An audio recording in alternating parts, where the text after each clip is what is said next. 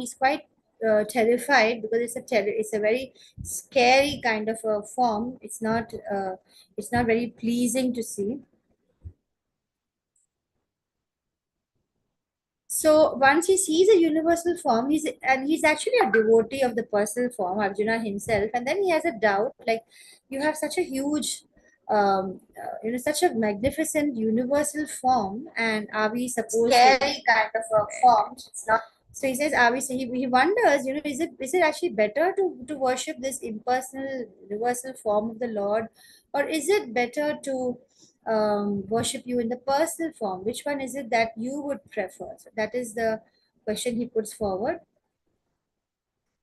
And in reply to that, Krishna explains the devotional service, the different ways and the different steps to go about it.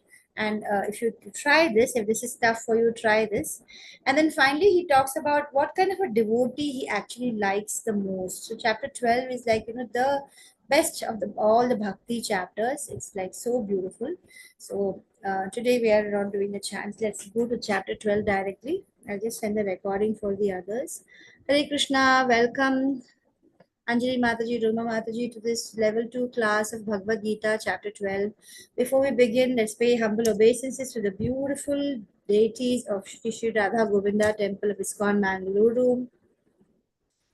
To His Divine Grace A.C. Bhakti Vedanta Swami Srila Prabhupada Acharya of the International Society for Krishna Consciousness, who has made Krishna being glorified, who has made it possible for Krishna to be glorified all around the world, because he explained what exactly the Gita teaches. It teaches us about Krishna being the Lord and not anything else. He explains that, and people are enamored by Krishna the way Prabhupada has glorified Krishna. And his disciple, who is Holiness Jayapataka Swami Guru Maharaj, who by the prayers of so many devotees and by dint of Jayapataka Maharaj Swami wanting to continue being of service to his devotees, and because he is known to have given so many initiations, I think some 60k initiations he has already done around the world. So he wants to continue being of service. So he had come from hospital. Today is his 75th birthday.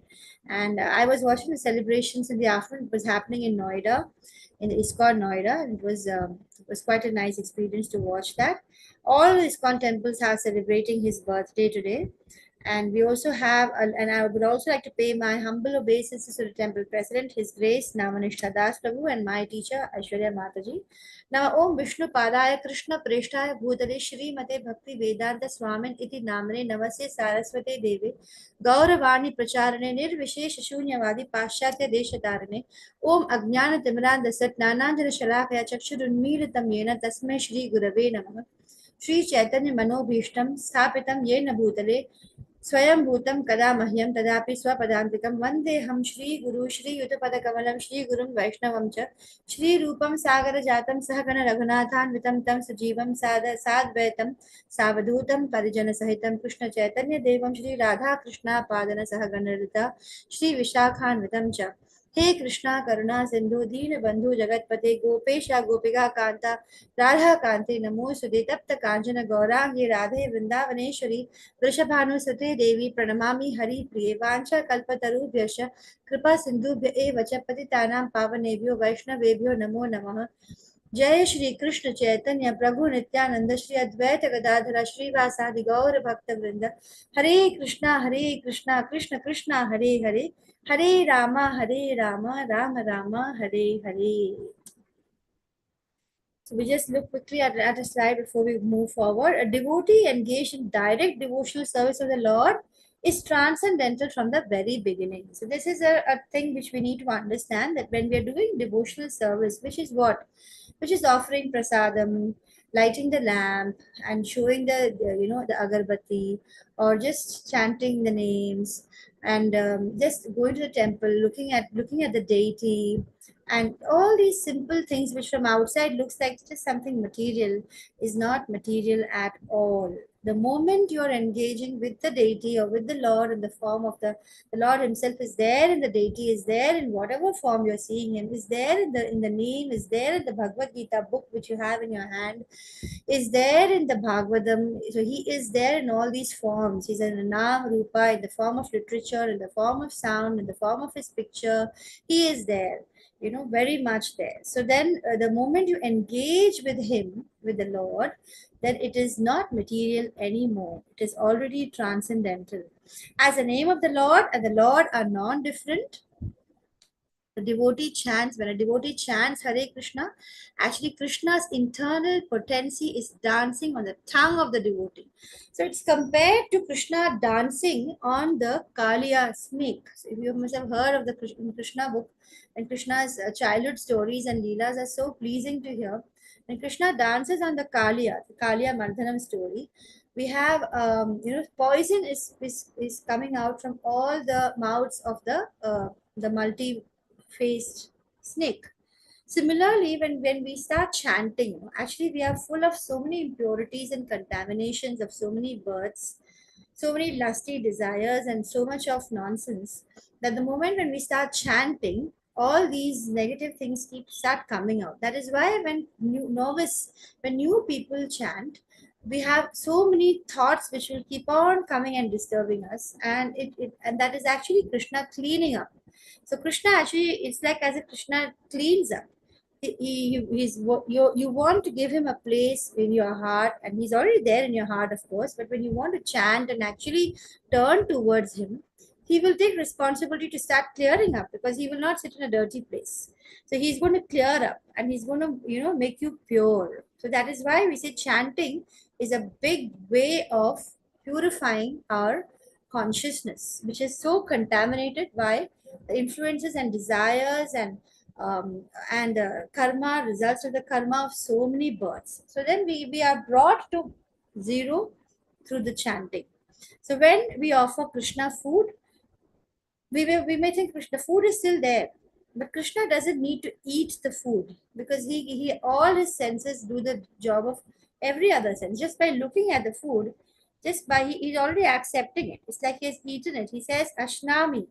In the shloka Patram Pushpam Phalam Toyam in chapter 9, we Krishna says Aham Ashnami, I actually eat those. So and then what we eat is like what something Krishna has tasted.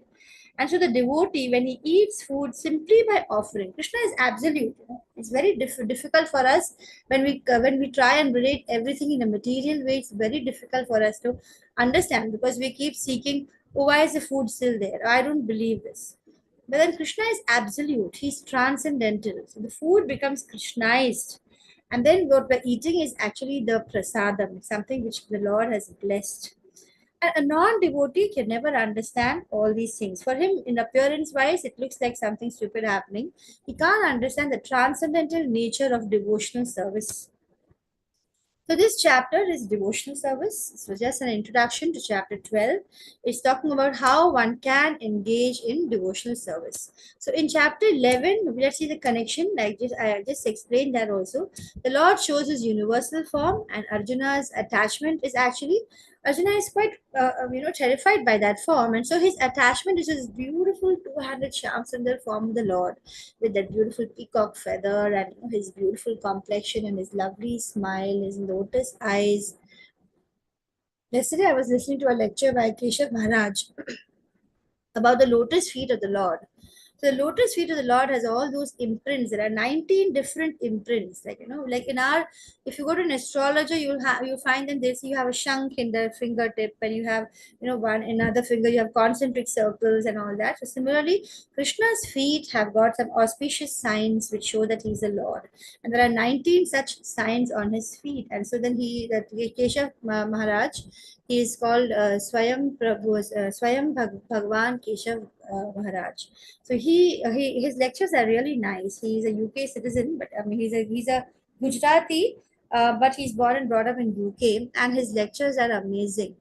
So how we can concentrate on these, the personal form of the Lord, starting with the nails, which are like itself so effulgent, and his feet, his soles are all those imprints, And each of those imprints are the imprint of an umbrella, which is like as if Krishna will protect us. It's like he lifted the Govardhan for 7 days and he protected all the citizens. So Krishna, when we approach him, he's there to protect us. So similarly, every symbol, each of those 19 was explained. And then, every feature in Canto 3 of Srimad Bhagavatam, each and every feature of the Lord is explained so beautifully. So when you actually meditate upon this personal form of the Lord, is what Arjuna is attached to. He enjoys worshipping the Lord in his two-handed form. He enjoys having that loving relationship with the two-handed form of the Lord. And so in chapter 12, therefore, Arjuna is being attached to the two-handed form. He wants to clarify his own position. After hearing and seeing about the Lord's inestimable impersonal opulences, Arjuna wants to again hear about devotional service. He actually wants to confirm that his position is a good one, to clarify his position as a devotee of the two-handed form and one who works for Krishna, as opposed to a jnani or one who renounces all work or one who focuses on the impersonal form of the Lord. So, to clarify his position as being attached to the personal form as superior to the universal form or the unmanifested Brahman. So actually, it is like Arjuna knows it already, but he wants to get clarification and he wants to also hear about the glories of devotional service from the Lord himself. So in chapter 12, we are going to see from 12.1 to 12.7, it shows clearly how bhakti is above impersonalism, how it's actually Krishna will go in stepping order, in descending order. And then in 12.8 to 12, the progressive stages which I'm talking about from highest to lowest. And from 12.13 to 20 are the best verses of and I feel for me, from the entire Bhagavad Gita. It's like the qualities that endure one. And then you just try to focus on those qualities and try. It's very difficult. Each of those qualities are not easy to find in ourselves or to develop in ourselves or to hone them, but then they're actually natural to our spirit soul. It's just that because we are so contaminated that these qualities have disappeared. As we get purified, we ourselves get closer and closer to the qualities which Krishna talks about and Krishna's own qualities, because after all, we are part and parcel of the Lord. So Arjuna says in this first verse, he's asking this question.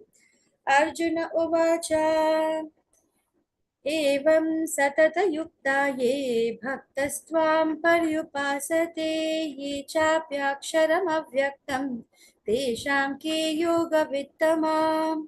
So Arjuna is asking, which is considered to be more perfect? Those who are properly engaged in your devotional service, or those who worship the impersonal Brahman or the unmanifested? Aksharam avyaktam. Avyaktam, unmanifested. So which one is better? So this is a picture of the unmanifested form. That is the energy, or is it the beautiful, lotus-eyed? Just look at the lips. Actually, your eyes will get stuck onto any one part of Krishna itself. You can't even move it anywhere else once you focus your attention on that. So the impersonal manifestation, either in this material world or in the spiritual world or Supreme Lord, is actually a problem for meditation. And Krishna will be telling us that quite clearly. Although you will find an impersonalist who reads the Gita explaining it the contrary way, the same verses. So Arjuna's question is, which is more perfect, as we have seen just now? And let's see a little more understanding of this verse. It's basically a question about personalism and impersonalism. So there are two classes. Personalist who will engage himself with all his energy in the service of the Supreme Lord as a two-handed, and the impersonalist who engages in the Brahman, or the impersonal, or the energy, that is a transcendence which is emitted from the Lord. So conclusion of every chapter of the Bhagavad Gita is you need to be attached to personal form. Living entity is a spark, absolute truth is a spiritual whole. Then in chapter 6 we have in 6.47 Krishna says that Bhakti Yoga is the best of all yogis, the Bhakti Yogi. In chapter 7 we saw when Krishna explained that the living entity is part and parcel of the whole, and therefore he is recommending us to transfer his full attention to the whole. We are part, so we transfer our attention to the whole, which is Krishna. And anyone who thinks of Krishna at the time of death goes to spiritual world is given in the chapter 8. And so only way to have association of the SPOG, meaning Supreme Personality of Godhead, is through devotional service. So actually that's the only way. The only way we can constantly remember Krishna is when we are going to do devotional service. In 6.47, we had seen this verse. Yoginamapi sarvesham madgatenantaratmana shraddhavan bhajate yo mam same yukta tamo mataha. So we can see here Krishna is saying, and of all the yogis, the one with great faith who abides in me, thinks of me within himself, renders transcendental loving service to me. He is most intimately united with me in yoga, and so is the highest. That's my opinion, highest of all. So now let's move on to 12.2, where Krishna is going to give start answering Arjuna's question. Shri Bhagavanuvāca Mano ye mam Nityayukta upasate Shraddhaya parayopetas Te me yukta tamamataha. So here the Lord, the blessed Lord says, that is Krishna, he whose mind is fixed on my personal form, Mano ye mam, always Nitya Yukta, engaged in worshipping me with great and transcendental faith, Upasate, worshipping. Shraddhaya Parayo Petas, Teme Yukta Tama Mata. He is the most united with me. So the Supreme Personality of God is saying that those who fix their minds on my personal form and are always engaged in worshipping me with great and transcendental faith are most perfect. It's a repetition that should come twice. You can see here how a devotee or someone who's serving the deity is so closely, decorating. You've seen the ISKCON temple, how they decorate the deities. They're like, the Lord is here. Let us do the best we can to, make to glorify the Lord. The Lord Krishna's opinion, as we can see in this 12.2, is those who are engaged in devotional service are the most perfect. Krishna wants us to fix our minds on Krishna's personal form and always engage in worshipping him. He says, worship me with transcendental faith. Actions in Krishna consciousness are not material, like we said right in the beginning of today's chapter, because everything is done for Krishna. And the moment Krishna is dovetailed to whatever we speak or we do, then it is no more material. A pure devotee is in full samadhi. Once you become a Krishna conscious person, you're offering your services in whatever form, just simply by chanting. Person may think that this is useless, but the devotee who is chanting is actually serving the whole world. It actually benefits everyone. Chanting, hearing these lectures, simply hearing. You don't have to do anything. You just simply hear the Gita. You're doing devotional service. Cooking. Why cooking? Because you offer the what you cook to the Lord. Shopping. Why shopping? Because the things you buy, you're going to offer it to the Lord. Washing. Why? Because your house is now a temple. Or doing the dishes. Again, you're getting ready to prepare the next dish for Krishna. So not a single thing you do is, not a single moment is wasted. Everything happens in Krishna consciousness once you dovetail what you do with Krishna. So Krishna conscious person does all his actions in full samadhi. So he's already in the highest stage of any yoga, that is samadhi. Which normally if a person is going to do the Ashtanga yoga or any other method, which would take so many years to reach this high state samadhi, the Krishna conscious person, simply by using all his senses in the service of the Lord, and he's using all the things in his house and his whole house and all his family members, everyone is somehow dovetailed to Krishna's service. So he is in full samadhi already. 12.3 and 4 go like this. ये त्वक्षरमनिर्देशम् अव्यक्तं पर्युपासते सर्वत्र गमचिन्त्यं च कूटस्थम् अचलं ध्रुवम् सन्नियम्येन्द्रियग्रामं सर्वत्र समबुद्धयः ते प्राप्नुवन्ति मामेव सर्वभूतहिते रताः. For this verse, the meaning is, but those who fully worship the unmanifested, that which lies beyond the perception of the senses, like the energy or the whole universal form, the all pervading, which you can't really conceive it. Krishna said when he shows his form to Arjuna, the universal form, he gives him special eyes. With our material eyes, you can't even see that. You can't even perceive how it might look. So it is beyond perception of our material senses, and they all pervading, inconceivable, fixed, and immovable. The impersonal conception of the absolute truth. They also actually are worshipping Krishna ultimately. It's Krishna's universal form. And they also need to control all their senses.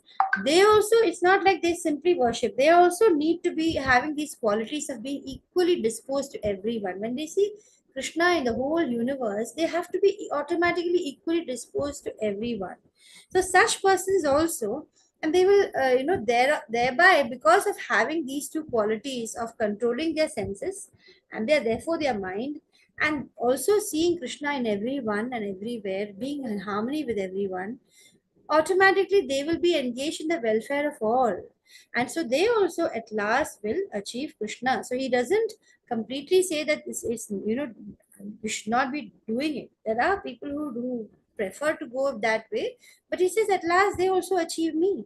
So by practicing yoga, people have to try to stop the mind from thinking this and that, but it's actually impossible. It's very difficult, whereas if you just engage your mind and maybe decorating the little deity or thing you have in your home, you're cooking something, or you can smell the food that you're offering, then you're tasting that beautiful, that lovely food. So you're engaging all your senses, and your mind is therefore kept from, forcefully stopping it from, um, and doing it's what is natural to it. So you're just engaging it and dovetailing it with Krishna. So the goal of life is not to become unconscious like that, just shutting down all your senses, but to become super conscious. You're actually enhancing all your sense organs and doing everything by attaching it to Krishna. You're actually leading a higher, level of consciousness of your senses. More mindfulness is there when you're consciously experiencing all that the senses are experiencing and dovetailing it or offering it to Krishna.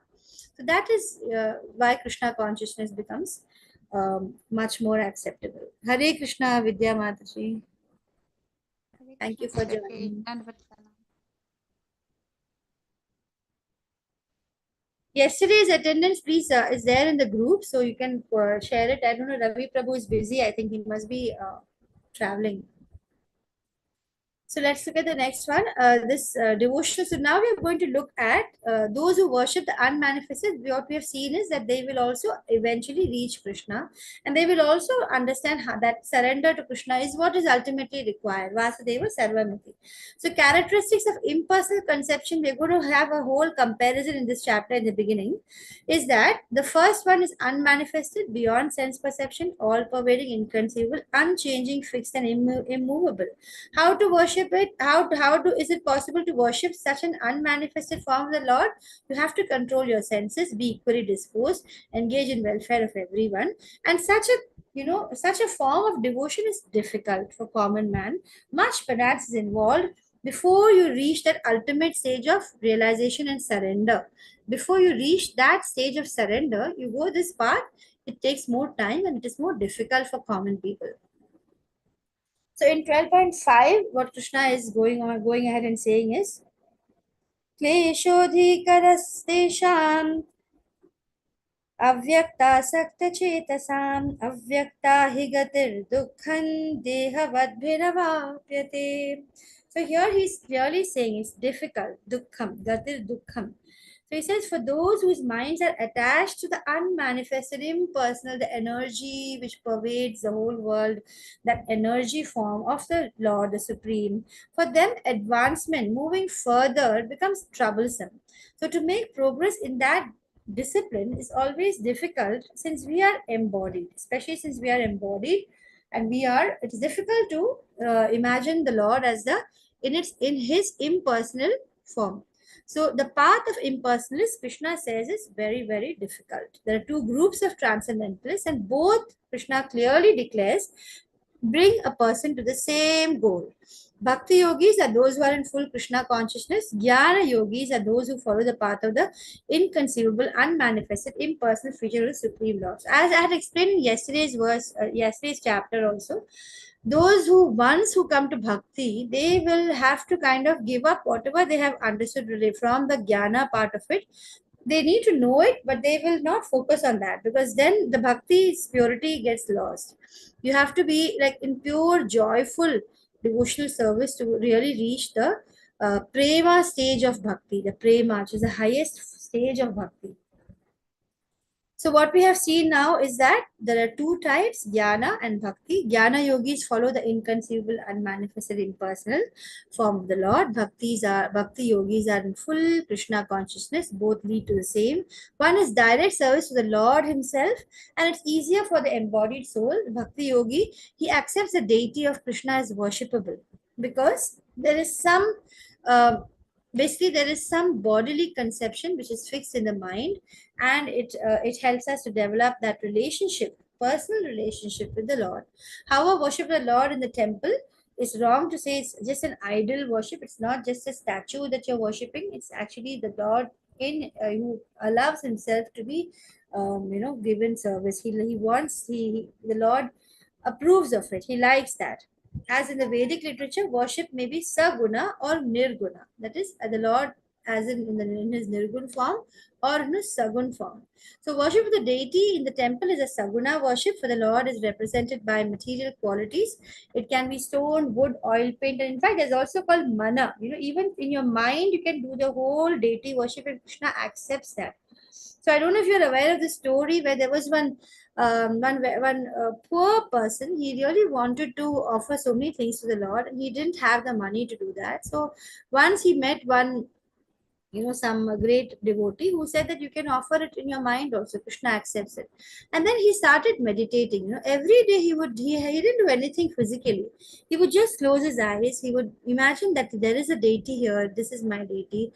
And he would actually go about. He would pluck the flowers in his mind. He would cook the prasada in his mind. He would do everything.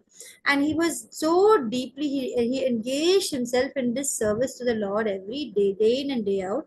And one day when he decided to make kheer, and in his mind he's making the kheer, and he didn't want to offer the kheer really hot to the Lord. So in his mind he's just touching the kheer to see if it is too hot to offer. And when he opens his eyes, because he burns his finger, and when he looks at it, the finger is actually red and burnt. And then, I think the story goes on a little more where Krishna comes and all that. I can't remember exactly, but that part of the story is very, very amazing. Like, the whole mental activity that he performs is actually happening. Like, Krishna accepts whatever you're doing, even in your mind. So, that's about different kinds of worship. It can be worship to a deity made of stone, wood, or just an oil painting also. But in the form of the Lord, these materials, because when they are put into the form of the Lord, they are not material anymore, because of the absolute nature of the Lord.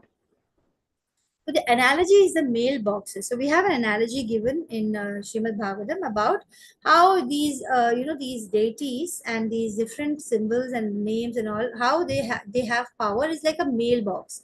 Suppose there are some real mailboxes and there are some artificial boxes, or just a box kept on the road, a red color box, and then you put letters which needs to go to someone. You need to put it in the mailbox. Then the postman will come and take it and deliver it to the person to whom you want to give it. If you just put it into some any red box, it's not going to go.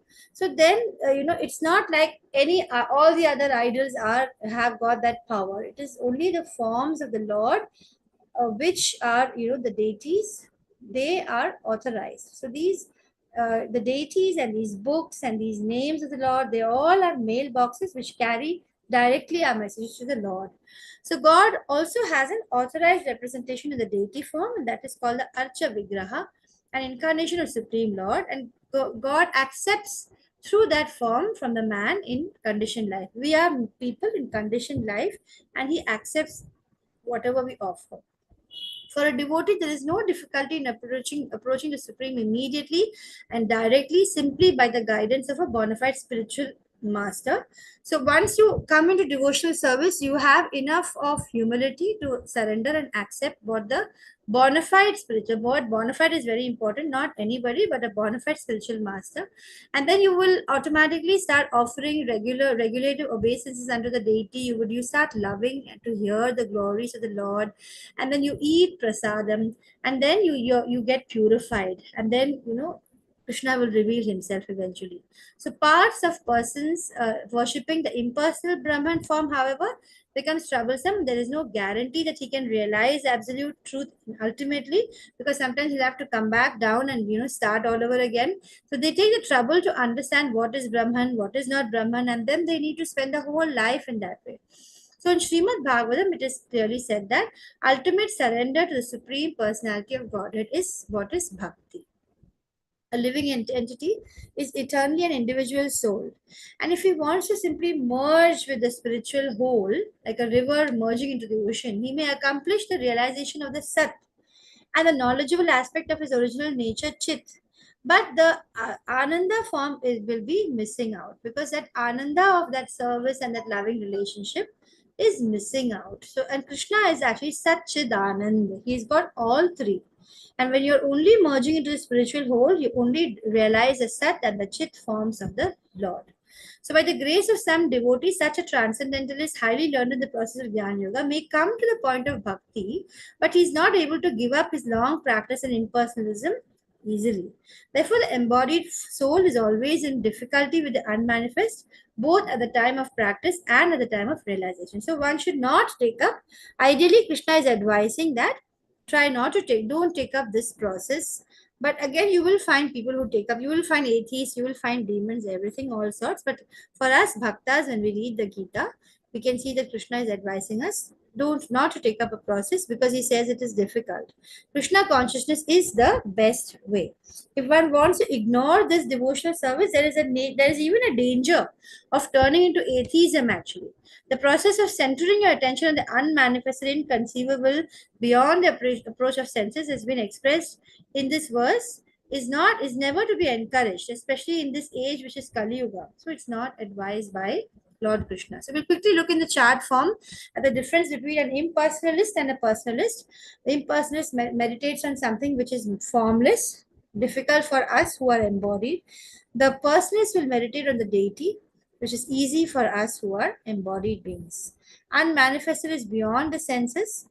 We cannot see through our senses, and the senses, however, can perceive the deity, can listen to the sound of the mantra, and so engages all the senses. You are going to temple, you're touching the devotees around, you're eating only prasada, you're smelling the tulsi and the beautiful flower, the chandan. The moment you enter a temple, the smells are so auspicious. And the impersonalists, they must understand the Brahman through Upanishads. They learn the language Sanskrit, they read the Upanishads, and they try to understand the non-perceptual feelings. Whereas the personalist will try to understand Krishna through devotional service. He will chant. When he's chanting, he's using his tongue. He's also listening to it. He will take the guidance of the bona fide spiritual master. He has a relationship with someone who has already realized, and simply by offering his obeisances unto the deity, hearing the glories, which we have now been saying several times, but it's always good to repeat, because these are tough topics.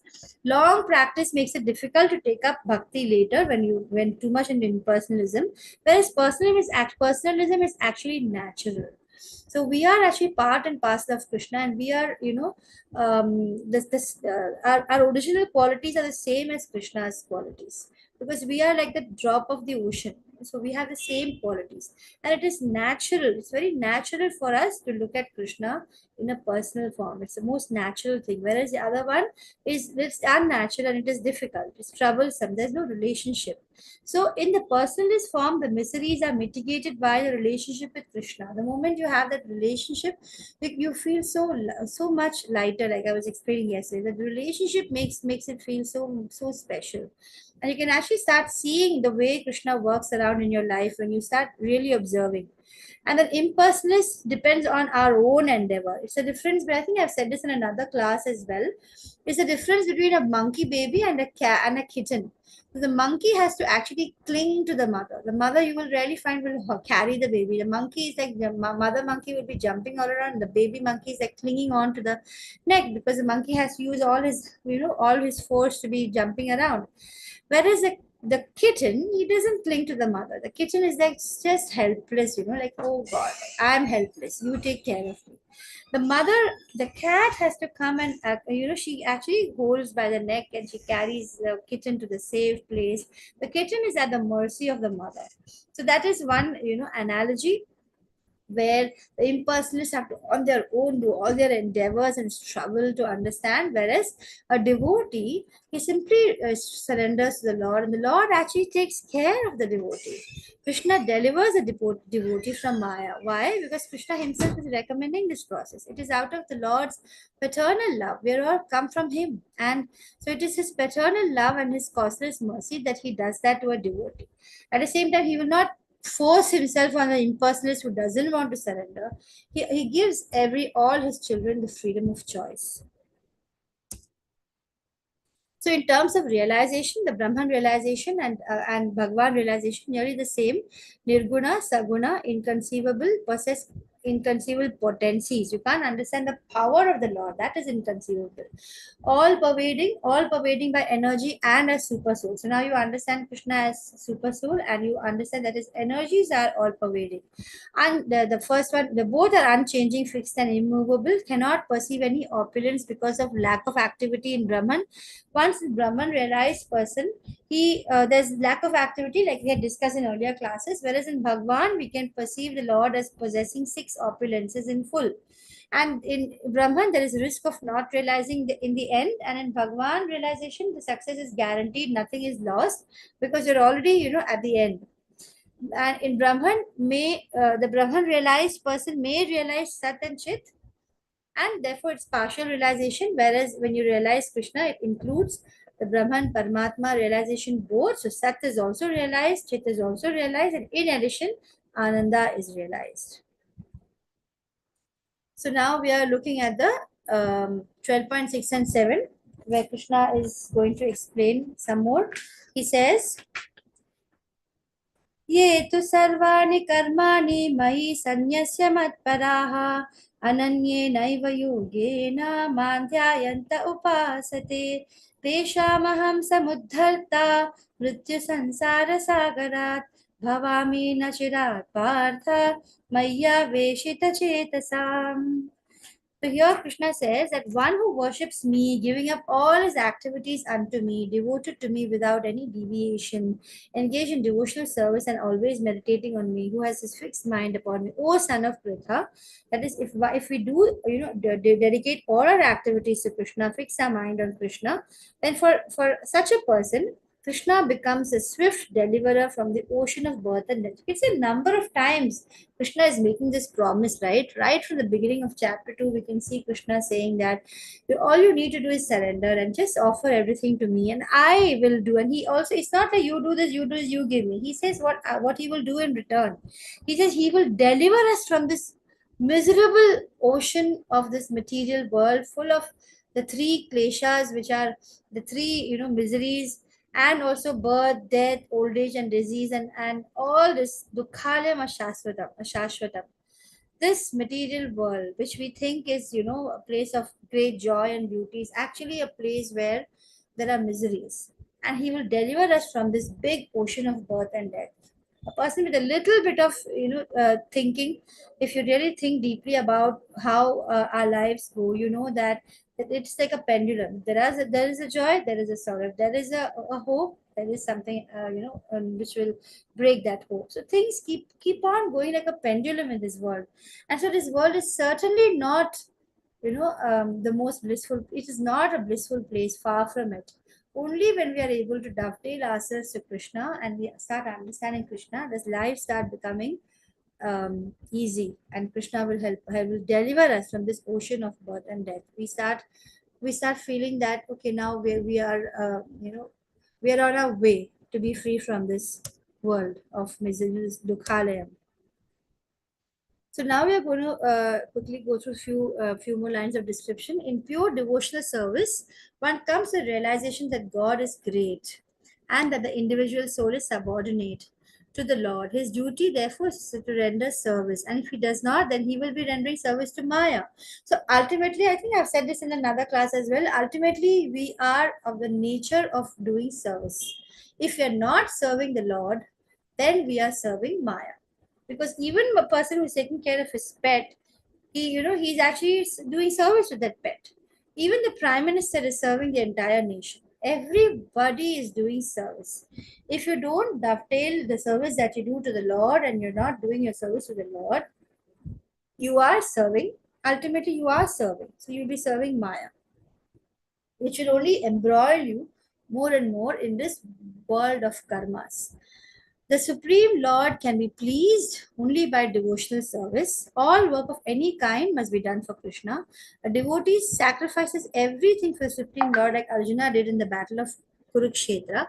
And while performing one's occupation, you can simultaneously chant Hare Krishna, Krishna Krishna, Hare Hare, Hare Rama, Rama Rama, Hare Hare. So such transcendental chanting attracts the devotee to the personality of Godhead, and it is so simple. Chanting is that simple. And the Supreme Lord promises that He will instantly deliver such a pure devotee from this ocean of material existence. So we have a verse from the Varaha Purana which says, Nayami paramam sthanam archirade gatim vina garuda skandamaropya yathecham anivaritaha. The purport of this verse is that a devotee does not need to practice Ashtanga Yoga to transfer his soul to the spiritual planets. The responsibility is taken by the Lord Himself. So he clearly states here that Krishna himself becomes a deliverer. A child is completely cared for, and a helpless infant is cared for. And this is a position, secure. Your parents are completely taking care of you all the time as an infant. So when you take that position of an infant to the Lord, saying that you are there to take care of me, and you give yourself in complete surrender, the Supreme Lord, by His great mercy, he will come at once riding on his bird carrier Garuda, and at once he will deliver the devotee from material existence. You must read the story of Gajendra Mukti. So where we have Gajendra Moksha, I don't remember the exact terminology in the Bhagavatam, but Gajendra also, till he was struggling himself and trying to pull his leg out of the alligator's jaws. He wasn't, it was a huge struggle for years and years on end. He was struggling till he had become weak, but the moment he just remembered from his previous birth the verses that he had learned, and he just picked up a lotus, and he offered it, and he was able to remember all those verses, Lord immediately comes and delivers him. So it's very nice to read the Bhagavatam. It makes us stronger devotees. Although a man who has fallen in the ocean may struggle very hard and may become very expert in swimming, he still actually cannot save himself. But if someone comes and picks him from the water, then he's easily rescued. He's provided, and the rescue is provided, and he's engaged when he's engaged in devotional service to the Lord. So, intelligent man. So, once you know this, what will you prefer to do? Intelligent man will therefore prefer to do devotional service rather than any other path which are available. So in the Narayaniyam, it is confirmed in this verse. या वै साधन संपत्ति पुरुषार्थ चतुष्टये तया विना तद आपनोति naro narayana which means one should not engage in different processes of fruitive activity, cultivate knowledge by mental speculative process. One who is devoted to the Supreme Personality can attain all the benefits. If you surrender, you actually get the benefits of the others as well, which are derived from all other yogic practices, speculation, rituals, sacrifices, charities, etc. And that is a special benediction of devotional service. Simply by chanting, a devotee can approach a supreme destination easily and happily, but this destination cannot be approached by any other form or religion. Sarva dharman parityaja, all other forms of religion you can give up. Mam ekam sharanam raja. Only to my sharan. Sharan is, you only need to hold on um, to the Supreme Lord's lotus feet. Aham tvam, for what will I do? What will Krishna do? Sarva papebhyo, all the sinful reactions that you have been having from your previous so many births due to which you are suffering now. Moksha Ishami Ma Shucha. I will deliver you. Moksha Ishami means free you from your papas. Ma Shucha means don't worry. There's nothing. Ma means no. Shucha means worry. There's no need for you to fear. Why fear? Why worry? So one should give up all other processes of self-realization. So this is the bhakti, the last bhakti chapter where Krishna is glorifying bhakti like anything. You give up all other processes of self-realization and simply execute devotional service in Krishna consciousness that will enable you to reach the highest perfection of the human life. There's no need to consider the sinful actions of past life because the Supreme Lord is going to take charge of all of it and just delete them from your life. That's the highest perfection of life. One should not make futile efforts to deliver himself without surrendering to the Lord. And from 12.8 onwards, we have this ladder where Krishna will explain from the topmost one by one. He said, do this if you can't do this. So this is where this beautiful thing begins. And the highest one is Ananya Bhakti, which we have seen earlier as well. Krishna, when he was surrounded by the Gopas, every Gopa would actually feel that Krishna is looking at him. So, even the person at the back, for him, Krishna is actually facing him. Krishna gives him all that feeling, that all of them, the feeling that I am your friend, only yours. And each one of them feels so special. They feel that Krishna is my friend. And so, although Krishna is surrounded on all sides by the Gopas, every Gopa feels that Krishna is looking at me. So that is Ananya Bhakti. How did the Gopas get this beautiful experience with Krishna? It's because of their pious activities of countless births and they have reached that highly elevated devotional state. That's why they are fortunate to get the birth of a Gopa when the Lord is born on the earth. Not born, when he appears here, he's always there. They are able to associate with him in this most blissful form. So Krishna says in 12.8, he says, Mayyeva mana adhasva mayi buddhin niveshaya nivasishyasi mayyeva ata urdhvanna samshayaha.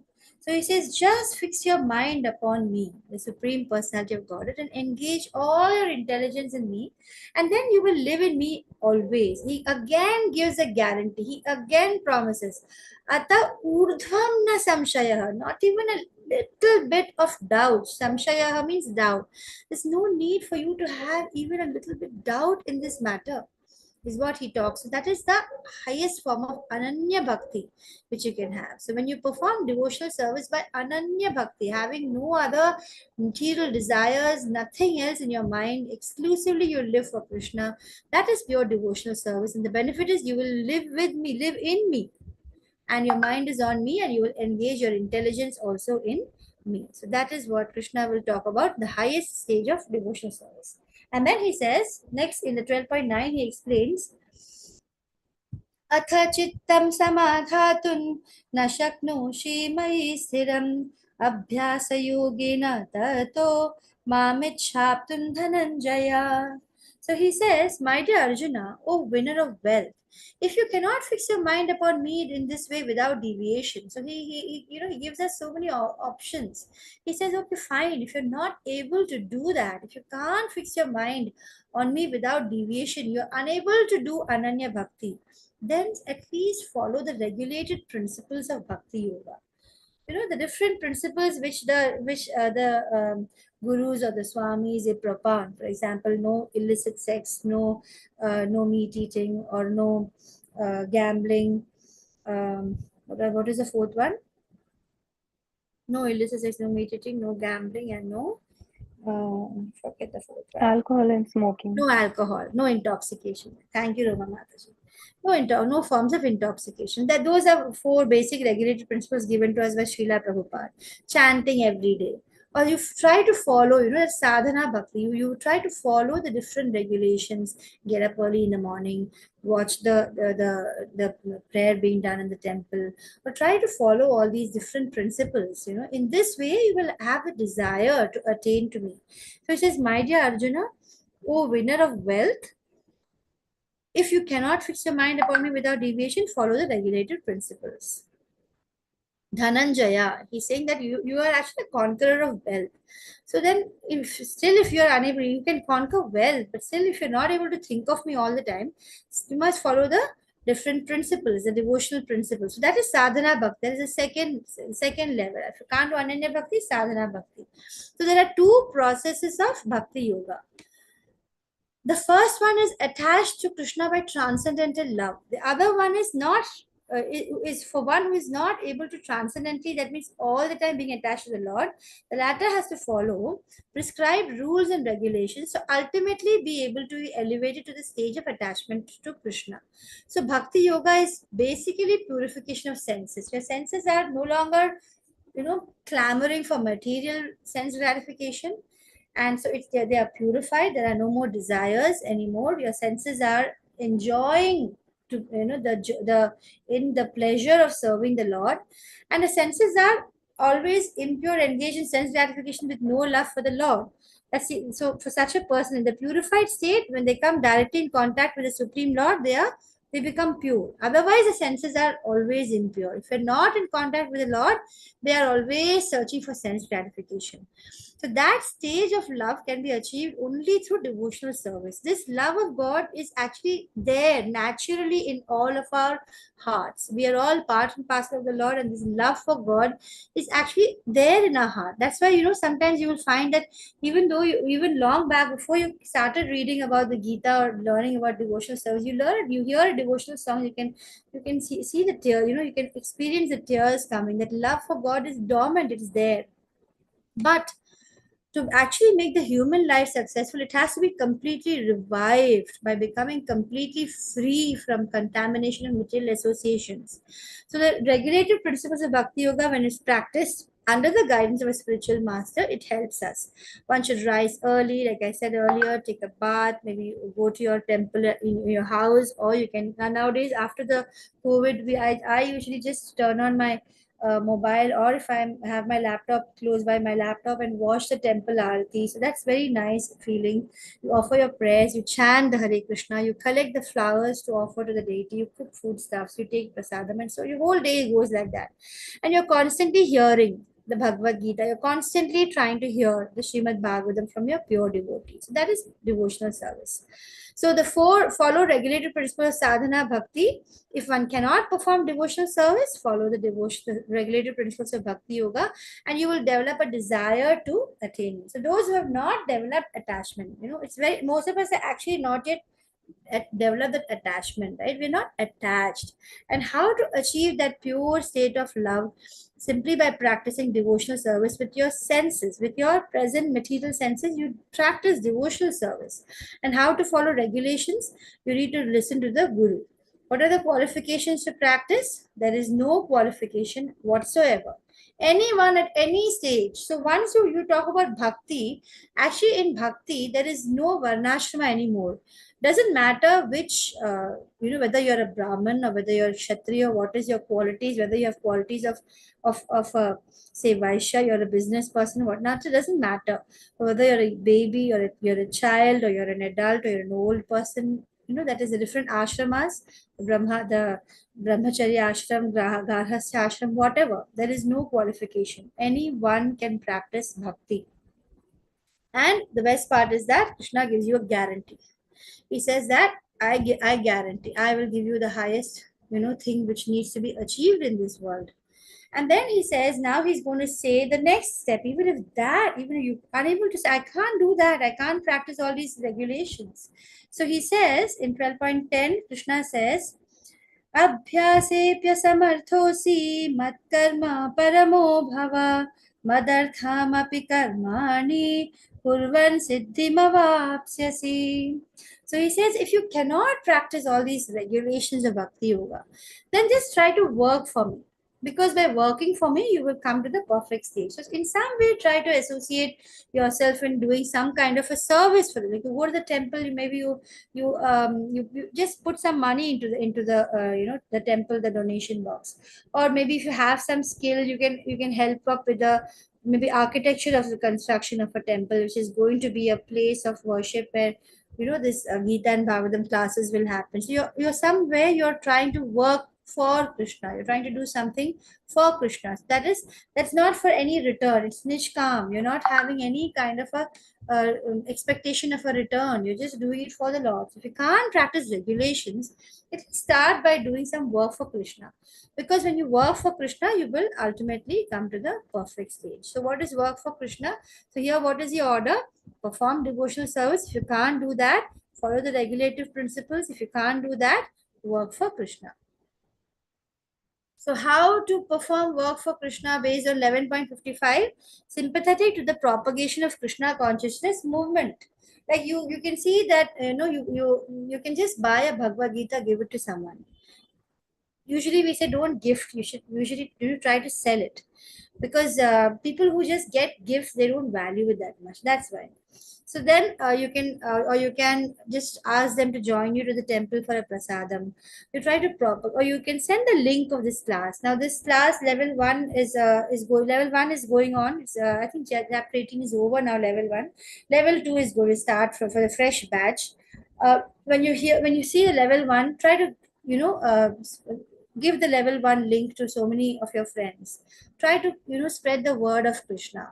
So those are all different ways you can do service. You can work for Krishna.